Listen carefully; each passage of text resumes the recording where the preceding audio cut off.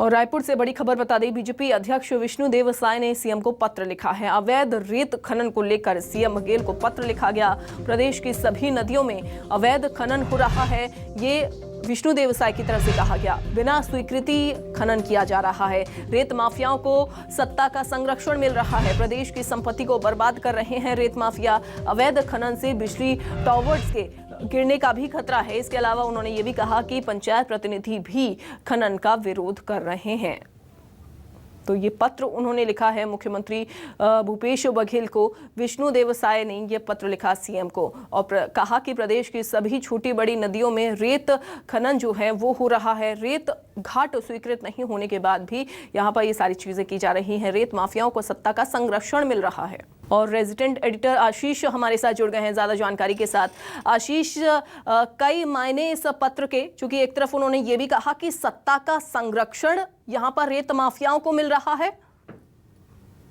देखिए, बिल्कुल एक बड़ा पॉलिटिकल एलिगेशन भी इस पत्र के जरिए बीजेपी के प्रदेश अध्यक्ष विष्णुदेव साय ने लगाया है राज्य सरकार पर कि सत्ता के संरक्षण के चलते राज्य में छोटी नदी हो या बड़ी नदियां हो, वहां पर रेत खनन धड़ल्ले के चल रहा है और रेत माफिया सक्रिय है। बिलासपुर के अरपा नदी का संदर्भ पत्र में किया है विष्णुदेव साय ने और ये लिखा है कि जिस तरीके से रेत का अवैध खनन अरपा नदी पर किया जा रहा है, इससे तुर्गाडीह पुल और इंदिरा सेतु भी गिरने की स्थिति में आते नजर आ रहे हैं। साथ ही साथ जो हाई टेंशन इलेक्ट्रिसिटी की सप्लाई टावर है वो भी उसकी जद में है और यदि खनन पर रोक नहीं लगाई गई तो इलेक्ट्रिक सप्लाई का जो टावर है वो भी गिरेगा और तकरीबन पूरे एरिया में 1000 मेगावाट बिजली की सप्लाई बाधित होगी।